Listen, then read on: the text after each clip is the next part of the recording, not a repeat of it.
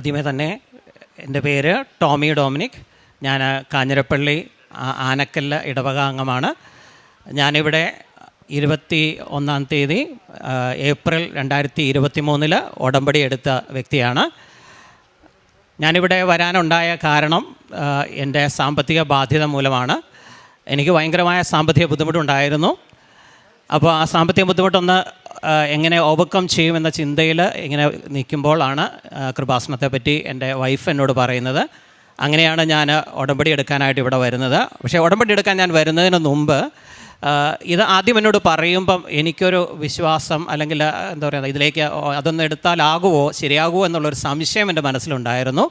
അതുകൊണ്ട് ഞാൻ അതത്രയും സീരിയസ് ആയിട്ട് എടുത്തില്ല. വൈഫ് പറഞ്ഞ സജഷനെ ഞാൻ അത്ര സീരിയസ് ആയിട്ട് എടുത്തില്ല. ആ ദിവസവും ഞാൻ എടുത്തില്ല. രണ്ടാമത്തെ ഒരു ദിവസം കൂടെ വൈഫിനോട് പറഞ്ഞു, ഇവിടെ വൈഫ് ഒരു ടീച്ചറാണ്, അപ്പോൾ സ്കൂളിലെ ടീച്ചേഴ്സൊക്കെ ഇങ്ങനെ പറയുന്നു, നമുക്കൊന്ന് ഉടമ്പടി എടുത്താലോ എല്ലാം ശരിയാവുമല്ലോ എന്ന് പറഞ്ഞു.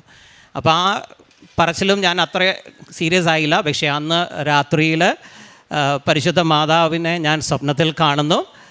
എൻ്റെ പ്രോപ്പർട്ടിയുടെ മുകളിൽ മാതാവ് പ്രത്യക്ഷപ്പെട്ട് നല്ല പ്രകാശമായിട്ട് നിൽക്കുന്നത് ഞാൻ കാണുകയാണ്. പക്ഷേ ഞാനത് രാവിലെ വൈഫിനോട് പറയുന്നില്ല. പിറ്റേന്നും ഇതുപോലെ തന്നെ രാത്രി ഞാൻ സ്വപ്നത്തിൽ കാണുകയാണ് മാതാവ് എൻ്റെ വീടിൻ്റെ വരാന്തയിൽ നിൽക്കുന്നതാണ് ഞാൻ കാണുന്നത്. അപ്പോൾ ഞാൻ രാവിലെ എഴുന്നേറ്റിട്ട് വൈഫിനോട് പറഞ്ഞു, ഞാൻ ഉടമ്പടി എടുക്കാൻ പോവുകയാണ്. അങ്ങനെ ഞങ്ങൾ ഇവിടെ ഈ പറഞ്ഞ പോലെ വന്ന് ഉടമ്പടി എടുക്കുകയാണ് ചെയ്തത്. ആ പിറ്റേ ദിവസം തന്നെ ഞങ്ങളിവിടെ വന്നു. മാതാവ് കാരണം എന്നെ ക്ഷണിച്ചതാണ്, എന്നെ വിളിച്ചതാണെന്നാണ് എനിക്ക് അന്ന് ബോധ്യം വന്നത്. അതുകൊണ്ട് ഞാനിവിടെ വന്ന് ഉടമ്പടി എടുക്കുകയാണ് ചെയ്തത്. ഇപ്പോൾ എനിക്ക് എൻ്റെ മനസ്സിൽ തോന്നുന്ന ഒരു വചനം ഇതാണ്. ഏശയ്യ 42:3 ചതഞ്ഞ ഞാങ്ങണ അവൻ മുറിക്കുകയില്ല, മങ്ങിയ തിരി അവൻ കിടത്തുകയുമില്ല.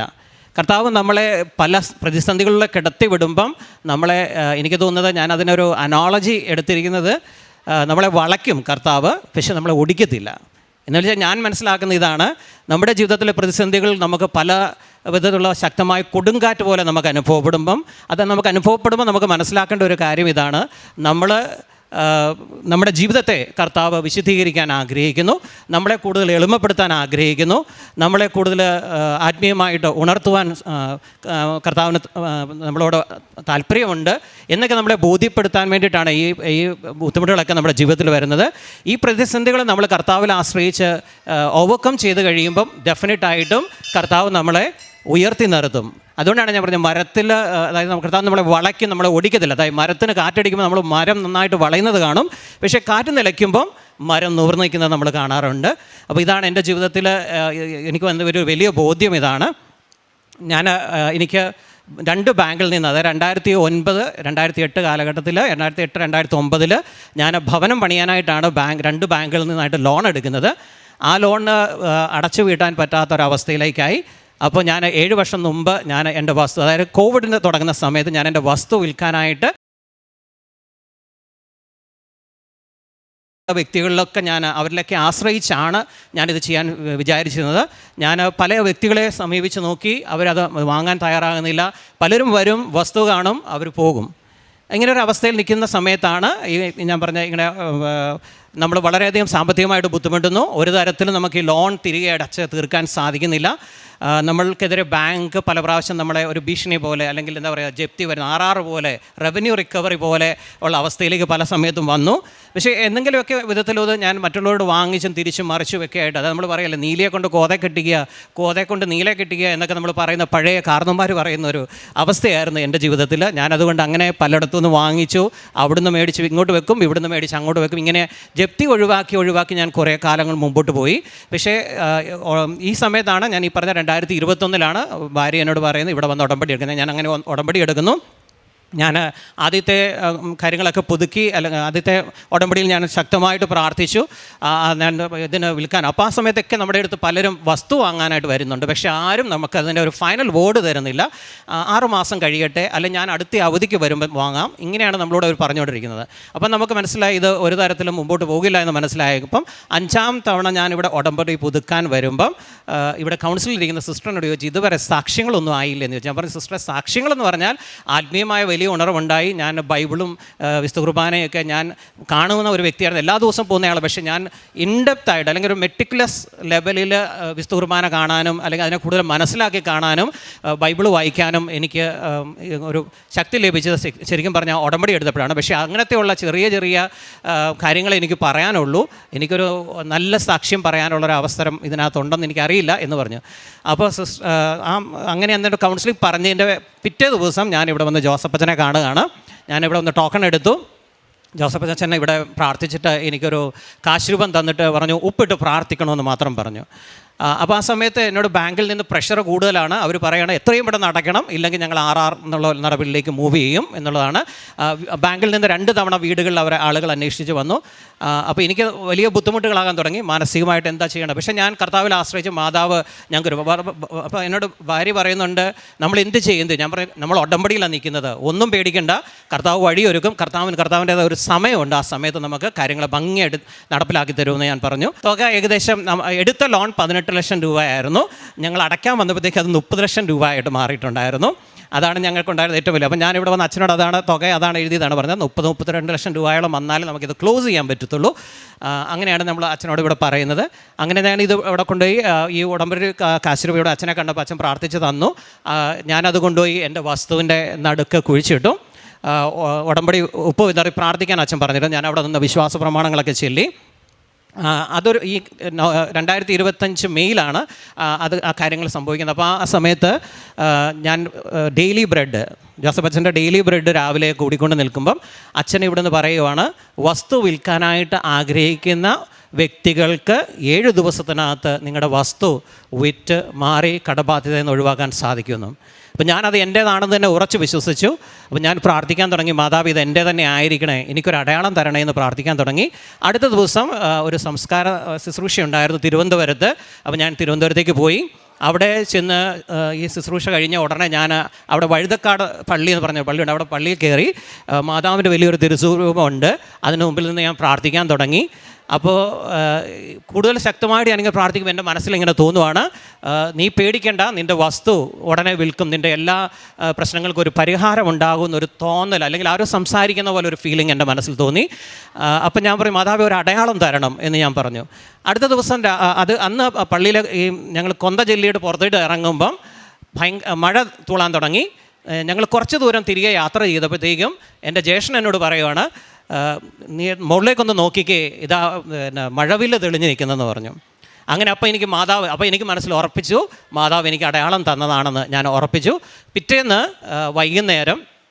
വൈകിട്ട് 7 മണി സമയത്ത് 2 ബ്രോക്കർമാർ എന്നെ വിളിക്കുവാണ്, ഒരു പാർട്ടി വന്നിട്ടുണ്ട് വസ്തു എടുക്കാനായിട്ട്, ഞങ്ങളിപ്പോൾ വരുവാന്ന് പറയും. അപ്പോൾ ഞാൻ ചോദിച്ചു, രാത്രിയിൽ വന്ന് നിങ്ങളെങ്ങനെയാണ് വസ്തു കാണുന്നത്, ഇരുട്ടത്ത് നിങ്ങളെങ്ങനെയാണ് വസ്തു കാണുന്നത്? അപ്പോൾ പറഞ്ഞു, ഇരുട്ടത്തെ പുള്ളി വസ്തു കണ്ടു, ഞങ്ങൾ വസ്തു കാണിച്ചിട്ടാണ് നിൽക്കുന്നത്, സാറൊന്ന് കയറി വന്നാൽ മതി. അപ്പോൾ ഞാനൊരു ചെറിയ രീതിയിൽ അധ്യാപകനൊക്കെ നടത്തുന്നതാണ്. അപ്പോൾ സാറൊന്ന് കയറി വന്നാൽ മതി, വീട്ടിലേക്ക് കയറി വരാൻ പറഞ്ഞു.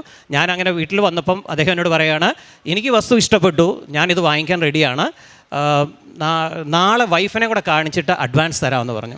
അങ്ങനെ പിറ്റേ ദിവസം അദ്ദേഹം വൈഫിനെ കൊണ്ട് കാണിച്ചിട്ട് എനിക്ക് അഡ്വാൻസ് തരുവാണ്. ആദ്യത്തെ പ്ലോട്ട് പോയി, ഞാനൊരു 30 സെൻറ്റാണ് വിൽക്കാനിട്ടിരുന്നത്, അത് ആദ്യത്തെ 15 സെൻറ്റ് അദ്ദേഹം വാങ്ങിച്ചു. അപ്പോൾ അഡ്വാൻസും തന്നു. അപ്പോൾ അതിൻ്റെ പിറ്റേ ദിവസം വീണ്ടും ഞാൻ നോക്കുമ്പം അടുത്ത ദിവസം തന്നെ അടുത്ത ഒരു പാർട്ടി വരുവാണ്, അടുത്ത 15 സെൻറ്റും കച്ചവടമായി.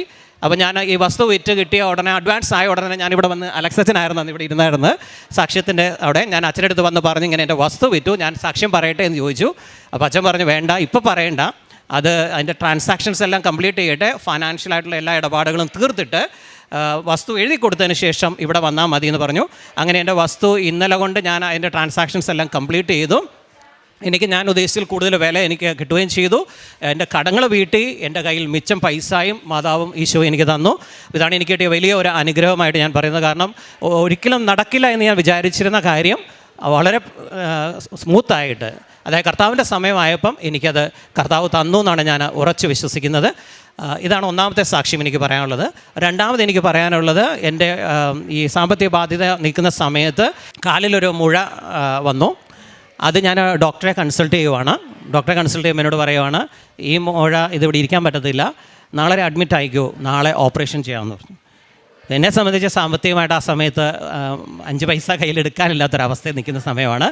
ഞാൻ ഡോക്ടറോട് പറഞ്ഞു, ഞാൻ നാളെ വന്ന് അഡ്മിറ്റ് ആകാം, ഇന്നെനിക്ക് ഞാൻ പ്രിപ്പയർഡ് അല്ല എന്ന് പറഞ്ഞ് ഞാൻ ആശുപത്രിയിൽ നിന്ന് അവിടെ നിന്ന് ഇറങ്ങി വീട്ടിലേക്ക് പോയി.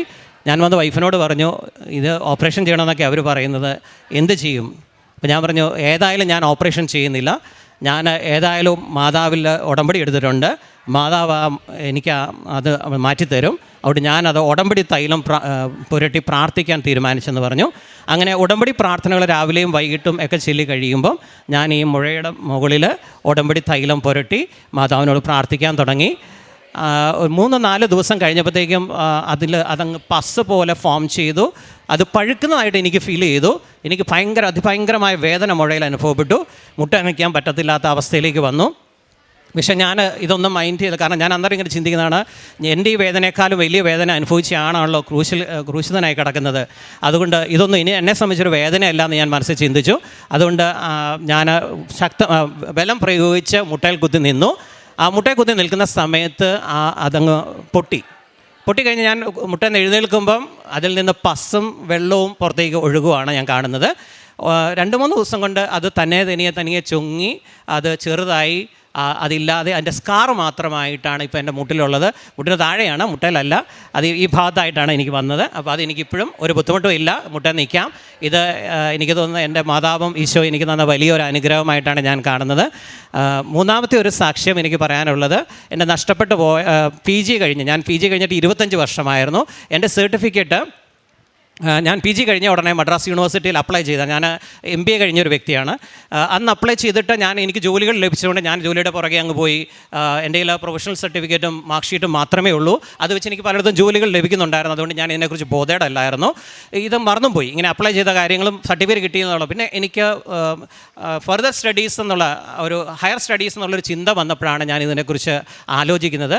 അപ്പോൾ ഞാൻ യൂണിവേഴ്സിറ്റിയിൽ അന്വേഷിച്ച്, ഞാനിങ്ങനെ വർഷങ്ങൾക്ക് മുമ്പ് ഇത് അപ്ലൈ ചെയ്തതാണ്, എൻ്റെ സർട്ടിഫിക്കറ്റ് എനിക്ക് ഇതുവരെ ലഭിച്ചിട്ടില്ല. അപ്പോൾ അന്ന് നമ്മളോട് അവർ പറയുന്നത്, നിങ്ങളിത് പോസ്റ്റലിൽ അയച്ചു തരുമെന്നാണ്. അപ്പോൾ പോസ്റ്റലിൽ എനിക്ക് കിട്ടിയിട്ടുമില്ല. അപ്പം ഞാനിത് അങ്ങനെ അവരോട് ഒരു പരാതി പോലെ പറഞ്ഞപ്പോൾ അവർ പറയും, ഞങ്ങൾ ഓൾറെഡി ആ സർട്ടിഫിക്കറ്റ് ഇവിടെ നിന്ന് അയച്ചതാണ്, നിങ്ങൾക്കത് കിട്ടിയില്ലെങ്കിൽ അതിനകത്ത് ഞങ്ങൾക്കൊന്നും ചെയ്യാൻ പറ്റത്തില്ല. നിങ്ങൾക്ക് ചെയ്യാൻ പറ്റുന്ന ഒരു കാര്യമേ ഉള്ളൂ, നിങ്ങൾക്ക് ഡ്യൂപ്ലിക്കേറ്റ് സർട്ടിഫിക്കറ്റിന് അപ്ലൈ ചെയ്യാം. ഡ്യൂപ്ലിക്കേറ്റ് സർട്ടിഫിക്കറ്റ് എടുക്കുക എന്ന് പറഞ്ഞാൽ ഒരു ലെങ്തി പ്രൊസീജിയറാണ്. അത് അത്രയും നമുക്ക് ഒത്തിരി കടമ്പകൾ നമ്മൾ കിടന്നാൽ മാത്രമേ നമുക്കൊരു ഡ്യൂപ്ലിക്കേറ്റ് സർട്ടിഫിക്കറ്റ് എടുക്കാൻ പറ്റുള്ളൂ. അപ്പോൾ ഞാൻ ഇവിടെ ജോസഫ് അച്ഛൻ്റെ ഉടമ്പടി ക്ലാസ് കേൾക്കുവാണ്. അച്ഛൻ പറയുവാണ്, മാതാവിനോട് പ്രാർത്ഥിച്ചാൽ നിങ്ങളുടെ നഷ്ടപ്പെട്ടു പോയ എന്ത് ഡോക്യുമെൻസും, നിങ്ങളുടെ ആധാരമായിക്കോട്ടെ, നിങ്ങളുടെ സർട്ടിഫിക്കറ്റ്സ് ആയിട്ട് ഏത് സാധനവും മാതാവ് കണ്ടെത്തി, അല്ലെങ്കിൽ നിങ്ങളെ അത് ഓർമ്മിപ്പിക്കും, എവിടെയാണെന്ന് അത് ഓർമ്മിപ്പിക്കും, നിങ്ങൾക്കത് കണ്ടെത്താൻ സാധിക്കുന്നു. അപ്പോൾ ഞാൻ ആ സമയത്ത്, ആ ക്ലാസ്സിൻ്റെ സമയത്ത് ശക്തമായിട്ട് പ്രാർത്ഥിച്ചു, എൻ്റെ ഈ നഷ്ടപ്പെട്ടു പോയ അല്ലെങ്കിൽ ഈ MBAയുടെ സർട്ടിഫിക്കറ്റ് എനിക്കൊന്ന് കിട്ടണം, എൻ്റെ മാതാവെ എവിടെയാണെന്ന് കണ്ടെത്തി തരണം എന്ന് പ്രാർത്ഥിച്ചു. ഞാനങ്ങനെ പ്രാർത്ഥിക്കുമ്പം എൻ്റെ ഉള്ളിലൊരു തോന്നൽ വരുവാണ്, നിങ്ങൾ പഠിച്ച കോളേജിലെ ഡയറക്ടർക്ക്, MBAയുടെ ഡയറക്ടർക്ക് ഒരു മെയിൽ അയക്കുന്നൊരു ഉൾവിളി എനിക്ക് തോന്നി. ഞാൻ ആ മൊമെൻറ്റിൽ തന്നെ ഒരു മെയിൽ ഡയറക്ടർ, കാരണം 25 വർഷം മുമ്പ് ഞാൻ പഠിച്ചിറങ്ങിയ കോളേജാണ്. ആ കോളേജിൽ നിന്ന് ഒരു ഓട്ടോണമസ് കോളേജുമാണ്. അപ്പോൾ എനിക്ക് ആ കോളേജിലേക്ക് ഇത് അയച്ചാൽ, എന്നെ പരിചയമില്ലാത്ത, 25 വർഷം മുമ്പ് അവിടുത്തെ അലുമിനിയ എന്ന് പറഞ്ഞിട്ട് കാര്യമില്ല, എന്നെ ഒരു പരിചയമില്ലാത്ത ഡയറക്ടറാണ് അവിടെ ഇരിക്കുന്നത്. അപ്പോൾ ഞാൻ ഈ മെയിൽ അദ്ദേഹത്തിന് അയച്ചു. അയക്കുന്നതിന് തൊട്ട് മുമ്പ് തന്നെ ഞാൻ ഉടമ്പടി ഉപ്പെടുത്ത് പ്രാർത്ഥിച്ച്, അത് ഉപ്പ് വെച്ച് അതിൽ കുരിശ് വരച്ചു, ഉടമ്പടി തൈലം വെച്ച് മെയിലിൽ പ്രാർത്ഥിച്ചു. ഞാനിത് ഫോർവേഡ് ചെയ്തു. ഞാൻ അത്ഭുതം എന്ന് പറഞ്ഞിട്ട് 2 ദിവസം കഴിഞ്ഞപ്പം ഡയറക്ടർ എന്നെ തിരിച്ച് മെയിൽ ചെയ്യുവാണ്, താങ്കളുടെ സർട്ടിഫിക്കറ്റ് കോളേജിലെ ഓഫീസിൽ ഇപ്പോഴും ഇരിപ്പുണ്ട്. കാരണം ഞാനതിനകത്ത് എൻ്റെ MBAയുടെ രജിസ്റ്റർ നമ്പർ അതെൻ്റെ ഓർമ്മയിലുണ്ടായിരുന്നു, MB 440-216 എന്ന നമ്പർ, അത് ഞാൻ മെൻഷൻ ചെയ്താണ് മെയിൽ അയക്കുന്നത്. അപ്പോൾ അദ്ദേഹം എന്നോട് തിരിച്ച് മെയിൽ തരുവാണ്, താങ്കൾക്ക് വന്ന് ഇത് കളക്ട് ചെയ്യാം, ഇത്രയും കാലം ഇതിൻ്റെ കസ്റ്റോഡിയനായിട്ട് ഞങ്ങൾ ഇതിനിവിടെ കീപ്പ് ചെയ്തുകൊണ്ട് താങ്കളൊരു ചെറിയ പെനാൽറ്റി അടയ്ക്കണം, ഒരു 10,500 രൂപ അടയ്ക്കാൻ പ്രിപ്പയർഡ് ആയിട്ട് വേണം ഇങ്ങോട്ട് വരാനെന്ന് പറഞ്ഞു. അങ്ങനെ ഇത് കിട്ടിയ അന്നേരം തന്നെ ഞാൻ സാറിനെ വിളിച്ചു. സാറിൻ്റെ മൊബൈൽ നമ്പർ എനിക്ക് തന്നു. ഞാൻ വിളിച്ച്, സാറേ എനിക്ക് ഇങ്ങനെ വന്ന് നാളെ തന്നെ ഞാൻ വരാൻ ഉദ്ദേശിക്കണം, ഇന്ന് വൈകിട്ടത്തെ ബസ്സിന് ഞാൻ കയറി വരും, സാറ് അവിടെ ഉണ്ടാകുകയല്ലേ എന്ന് ചോദിച്ചു. ഞാൻ അങ്ങനെ പിറ്റേ ദിവസം പോയി. എൻ്റെ നഷ്ടപ്പെട്ടു പോയി, 25 വർഷമായിട്ട് എനിക്ക് നഷ്ടപ്പെട്ടു പോയിരുന്ന, അല്ലെങ്കിൽ കിട്ടുകയില്ല, ഇനി ഒരു ഡ്യൂപ്ലിക്കേറ്റ് എടുക്കണമെന്നൊക്കെ ഞാൻ വിചാരിച്ചിരുന്ന ഒരു സർട്ടിഫിക്കറ്റ്, ഒറിജിനൽ സർട്ടിഫിക്കറ്റ് തന്നെ മാതാവ് എനിക്ക് തിരികെ വീണ്ടെടുത്ത് തന്നു. ഇത് മാതാവ്, സഞ്ചാരി മാതാവ് എൻ്റെ കൂടെ വന്ന് എനിക്ക് ഈ കാര്യങ്ങളെല്ലാം ചെയ്തതാണെന്ന് ഞാൻ ഉറച്ചു വിശ്വസിക്കുന്നു. അതാണ് എനിക്കുണ്ടായ ഏറ്റവും വലിയൊരു അനുഭവം. 4-മത്തെ ഒരു അനുഭവം എന്ന് പറയുന്നത്, വലിയ ഒരു ആക്സിഡൻറ്റിൽ നിന്ന് മാതാവ് എന്നെ രക്ഷിച്ചു. ഞാൻ കൃപാസനം പത്രം എല്ലാ മാസവും ഇവിടെ വന്ന് വാങ്ങിക്കുന്നയാളാണ്. അത് ഞാൻ വിതരണം ചെയ്യും. അപ്പം ഞാൻ അതിൻ്റെ പ്രേക്ഷിത പ്രവർത്തനം മറ്റു കാര്യങ്ങളെല്ലാം ചെയ്തുകൊണ്ടിരിക്കുന്നയാളാണ്. ഞാൻ സാധാരണ വരുമ്പോൾ അതിരാവിലെ കാറിൽ ഇങ്ങോട്ട് വരുവാണ് ചെയ്യുന്നത്. അപ്പോൾ എൻ്റെ വൈഫിൻ്റെ കസിൻ ഒരു സിസ്റ്റർ, റെവറൻഡ് സിസ്റ്റർ പറഞ്ഞു, ഞാനും കൂടെ വരുന്നുണ്ട് ഈ പ്രാവശ്യം നിങ്ങളുടെ കൂടെ വരുമ്പം, അപ്പോൾ എന്നെ കൂടെ കൊണ്ടുപോകണമെന്ന് പറഞ്ഞു. അങ്ങനെ ഞങ്ങൾ സിസ്റ്ററേയും കൂട്ടി അതിരാവിലെ ഒരു 3:30 ആയപ്പോൾ ഞാൻ വീട്ടിൽ നിന്ന് സ്റ്റാർട്ട് ചെയ്യുവാണ്. ഞങ്ങളൊരു ഇറങ്ങുമ്പോൾ തുടങ്ങി ഞങ്ങൾ കൊന്ത ജപമാല ചൊല്ലിക്കൊണ്ടാണ് ഇരിക്കുന്നത്. ഒരു പകുതി വഴി എത്താറായപ്പോഴത്തേക്കും ഒരു വളവിൽ വന്നപ്പോഴത്തേക്കും വണ്ടി എൻ്റെ കയ്യിൽ നിന്ന് കൺട്രോൾ പോയി. വണ്ടിക്ക് എന്താ സംഭവിക്കുന്നത്, ഞാൻ എന്താ സംഭവിക്കുന്നത് എൻ്റെ മാതാവേ എന്ന് ചോദിക്കുകയും വണ്ടി ഒന്ന് സൈഡിലേക്ക് ചെരിഞ്ഞിട്ട് വട്ടം തിരിഞ്ഞ് റോഡിന് നടുക്ക് തിരിഞ്ഞിട്ട് അരികിലുള്ള ഭിത്തിയിലേക്ക് ഇടിക്കാൻ പോകും. ഞാൻ അവിടുത്തെ ഇടിച്ചു, ഞങ്ങൾ തീർന്നു എന്ന് ഞങ്ങൾ മനസ്സിൽ പെട്ടെന്ന് വെച്ചു. പക്ഷേ മാതാവേന്ന് വിളിച്ചത് കൊണ്ടായിരിക്കും എന്താ സംഭവം എന്ന് എനിക്കറിയില്ല. ഒരടിക്ക് മുമ്പിൽ മതിലിടിക്കുന്നതിന് മുമ്പ് തന്നെ വണ്ടി നിന്നു. റോഡിന് വിലങ്ങിയാണ് വണ്ടി നിന്നത്. ഞാൻ അവർക്ക് അത്ഭുതകരമായിട്ട് മാതാവ് രക്ഷപ്പെടും. കാരണം എതിർ ദിശയിൽ നിന്ന് വളവായതുകൊണ്ട് വണ്ടി വന്നാൽ, അല്ലെ പുറകിൽ നിന്നൊരു വണ്ടി വന്നാൽ ഈ ഞങ്ങൾ വട്ടം കറങ്ങുന്ന സമയത്ത് അവർ ഞങ്ങളെ ഇടിച്ച് തെറിപ്പിക്കത്തേ ഉള്ളൂ. അല്ലെങ്കിൽ ഞങ്ങൾ മതിലിടിച്ചാൽ ഞങ്ങൾക്ക് പിന്നെ ആരോഗ്യപരമായിട്ട് നമുക്ക് വളരെ മോശമായ അവസ്ഥയിലേക്ക് നമ്മൾ പോകുമായിരുന്നു. പക്ഷേ മാതാവിൻ്റെ പ്രത്യേക കൃപ കൊണ്ട് അപകടത്തിൽ നിന്നും മാതാവ് ഞങ്ങളെ രക്ഷിച്ചു.